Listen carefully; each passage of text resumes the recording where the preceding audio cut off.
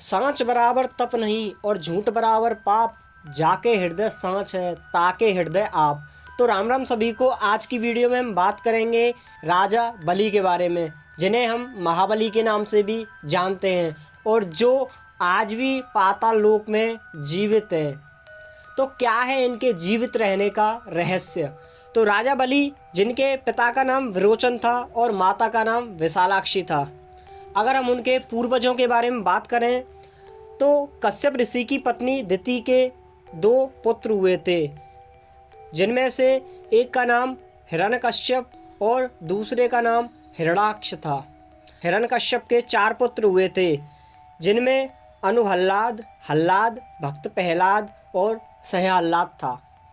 भक्त प्रहलाद जिनके पुत्र विरोचन थे और विरोचन के पुत्र राजा बलि थे, जो आज भी पाताल लोक में जीवित है। और इन्होंने एक बार तो भगवान विष्णु को भी अपना प्रहरी बना लिया था, जिन्हें छुड़ाने के लिए माता लक्ष्मी स्वयं उनके दरबार में आई थी। माना जाता है कि जब हिरण्यकश्यप और हिरण्याक्ष का जन्म हुआ था तब पृथ्वी पर अंधकार छा गया था, क्योंकि वे राक्षसों के वंशज थे। राजा बलि के गुरु के बारे में बात करें तो राजा बलि के गुरु महर्षि शुक्राचार्य थे।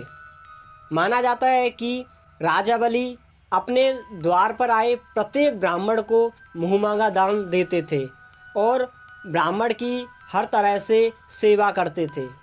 वे राक्षसों के वंश में से होने के कारण वे भगवान विष्णु को भी अपना आराध्य मानते थे और भगवान विष्णु की पूजा करते थे।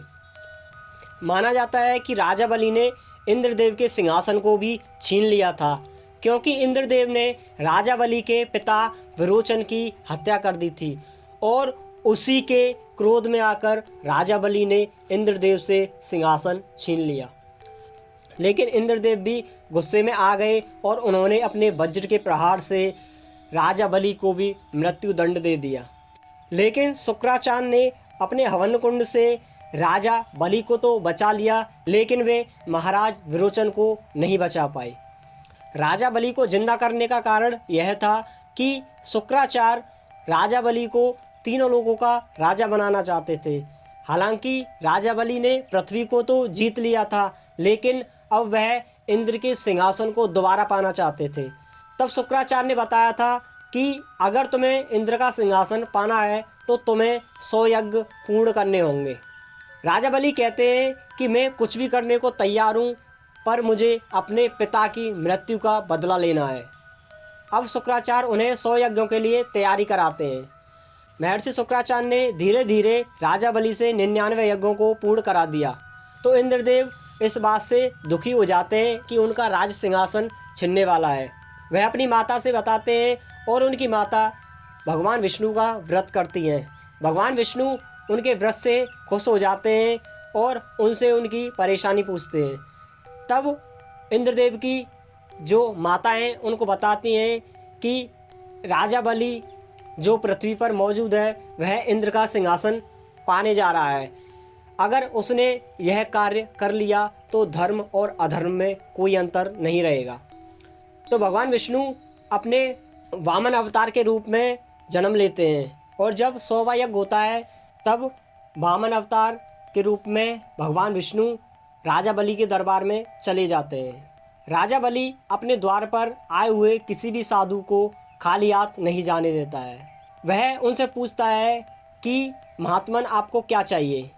शुक्राचार्य उनको समझाते हैं कि तुम्हें यज्ञ पूर्ण होने से पहले किसी को दान दक्षिणा नहीं देनी है।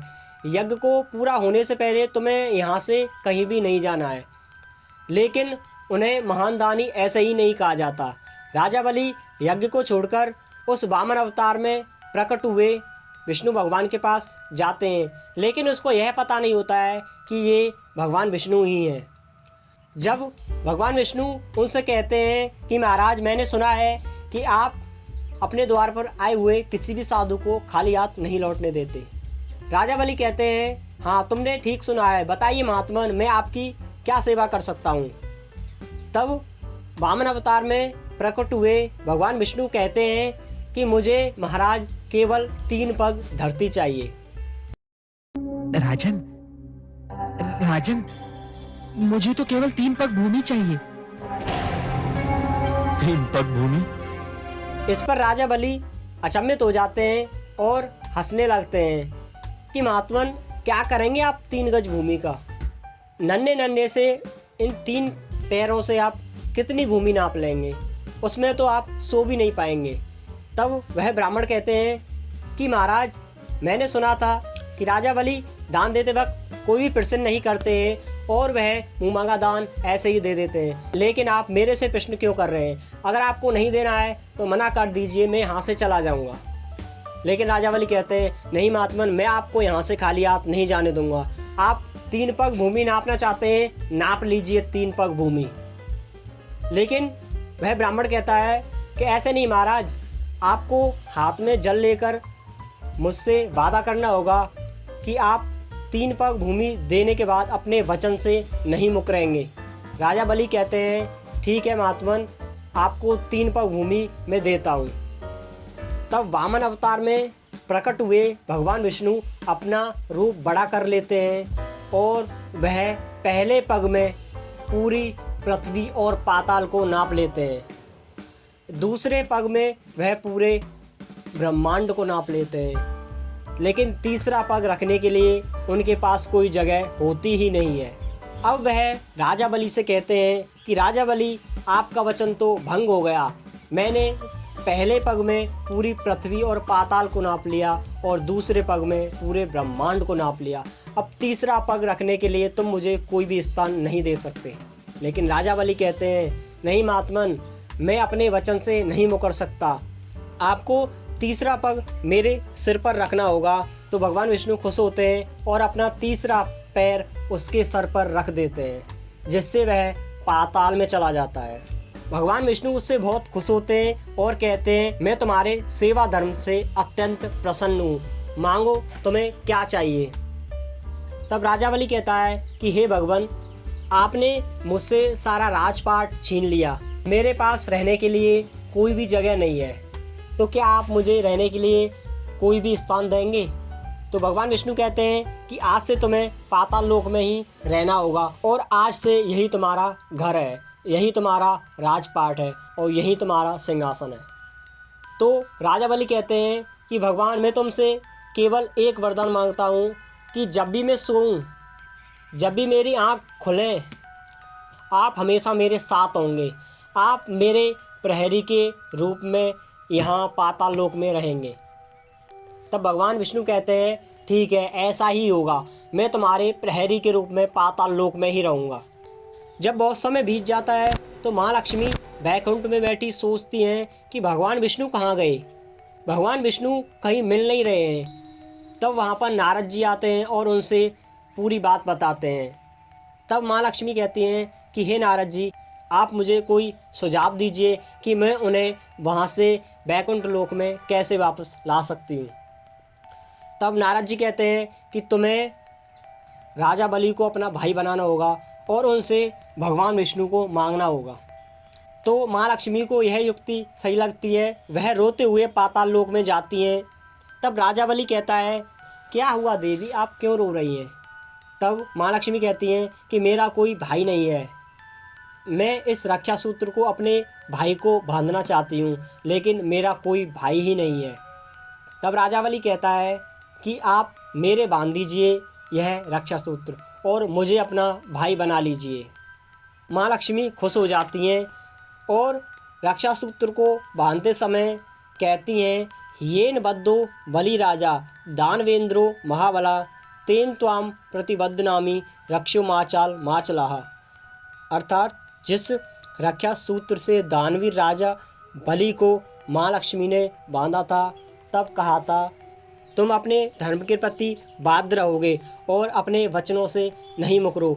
यह मैं कामना करती हूँ भगवान से अपने भाई के लिए। तब राजा बलि बहुत खुश होता है और माँ लक्ष्मी से कहता है, बहन मांगो तुम्हें क्या चाहिए। तब माँ लक्ष्मी कहती हैं कि मुझे कुछ नहीं चाहिए, अगर आपको देना ही है तो मुझे एक छोटी सी भेंट दें। तब राजा बलि कहता है, मैं शपथ लेता हूँ कि जो भी तुम मांगोगी मैं तुम्हारे लिए ज़रूर दूँगा। तब माँ लक्ष्मी कहती हैं कि मुझे कुछ नहीं चाहिए, मुझे तुम्हारे जो पाताल लोक में प्रहरी है वह प्रहरी मुझे चाहिए। राजा बलि अपने सिर को पीटते हुए कहता है, ठीक है, तुम्हें मैं यह प्रहरी देता हूँ, लेकिन आपको वचन देना होगा कि आप हमेशा मेरे साथ ही रहोगे। तब भगवान विष्णु और माँ लक्ष्मी वहाँ से वरदान देकर अपने बैकुंठ धाम में चले जाते हैं। माना जाता है कि राजा बलि के स्वागत के रूप में केरल में ओणम का त्यौहार मनाया जाता है, जो 20 अगस्त से 31 अगस्त तक यानी 12 दिनों तक मनाया जाता है। इस पर्व पर लोग अपने अपने घरों को हर्षोल्लास के साथ फूलों और रंगोली से सजाते हैं। पुराणों की माने तो आज भी राजा बलि पाताल लोक में रहते हैं, लेकिन राजा बलि के जिंदा रहने का रहस्य क्या है, क्यों आज भी जीवित है राजा बलि? तो हम आपको बता दें कि कलयुग के अंत में भगवान कृष्ण के आखिरी अवतार कल्कि की प्रतीक्षा कर रहे हैं राजा बलि।